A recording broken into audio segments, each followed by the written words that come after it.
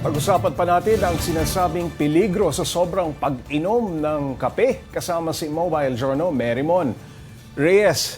Merrimon, bago natin pag-usapan yung kape sa harap natin, no? Hindi ko alam kung ikaw ang gumawa niyan eh. Pero kamusta na yung hinimatay na estudyante? Nagkakape pa rin ba? Okay naman siya ngayon, nagre-recover na siya, Oo. nagpapahinga na muna. And swerte rin kasi bakasyon na.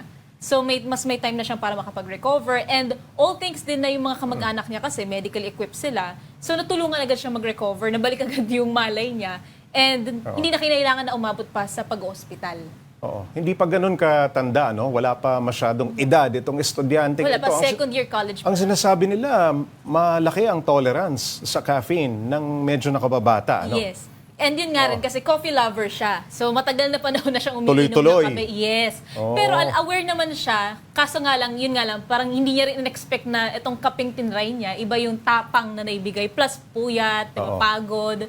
So lahat yun, sinalubong niya. Meron mo nabanggit mo sa iyong report na hanggang 5 baso Yes. kada araw. Cup, actually cup siya, pero Cup, ang nasabi kasi ni Doc, Oo. iba-iba kasi yung, pwedeng yung cup natin ganito, pwedeng yung cup mo malaki. coffee mug, may ganun kalaki. Oo, so Oo. kaya meron tansya na 4 to 5 cups siya para ma-limit natin, ma-regulate natin yung dami ba talaga ng iniinom mo na kape, plus yung estimated na caffeine per baso na iniinom mo. And sa gramo, nasa 280 grams. No? Hindi To ganun, 300 milligrams, mga ganun siya. Oo, hindi ganun karami yun. Pero, Kasi ang isa is nasa 75 milligrams daw. So parang tutatansyahin Isang mo serving nga. is 75. Isang serving, yes. Oo. Yun yung estimated. Kasi iba-iba ng buhos so ng maximum caffeine. 5. Yes, as much as possible. 5 servings, ano? Correct. Pero iba-iba rin ang kape. May matapang, Yes, mayroong actually. sakto lang. May mga sinabi ba si Doc na ito yung mga dapat iwasan o wag masyadong marami? May mga Well, ang sinabi niya, ang Oo. maganda dito is i-regulate mo Okay. in moderation Oo. and in variety. Kumbaga, ingat ka, hindi lang laging ito yung iinumin mo, magtubig ka rin naman, pwede ka rin namang magtsaa. Kasi yung ibang tsaa, may caffeine din naman siya, mas Oo. mababa. So you'll still get that amount of stimulation na kinakailangan mo. Pero not to the extent na halos mamatay-matay ka Oh, na. nakita ko rin, gumawa ka ng sarili mong Yes, coffee, okay. ano? Rice coffee. Rice coffee.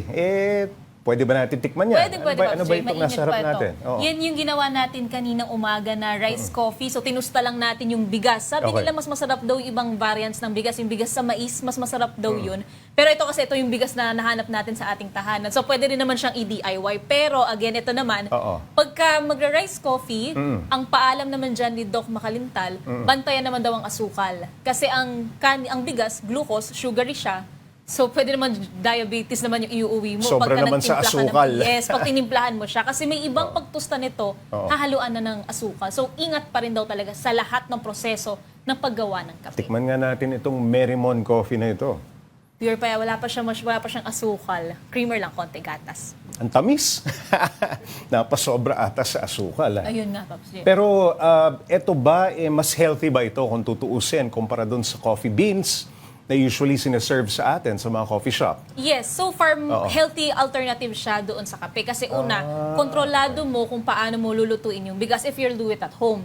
Plus, yung sugar nga na ilalagay mo, yung creamer, makokontrol mo lahat. So, hindi siya kung ano yung puspusa na makukuha mo lang from yung mabibili sa convenience store, mga 3-in-1, yung mga instant coffee. Ang the best dito, mukhang mas mura ito kumpara Yes, dun sa very in-order mo affordable na siya. sikat na coffee shop. Correct, Ha? Pops Jay. Correct. Mga magkano ang isang serving? Depende. If you don't mind. Nasa Magka- kung ganito, kasi magkano ang takal ngayon, ang kilo ng bigas, 50. Ito pa lang, yung isang takal lang na ginawa Marami ko, na. napakarami mo nang pwedeng gawin. Okay. So, ganun ka muna. O, di magdadala ka ulit ng kape bukas. Sure, Pops Jay. Alright, maraming salamat. Mobile Journal Merrimon Reyes.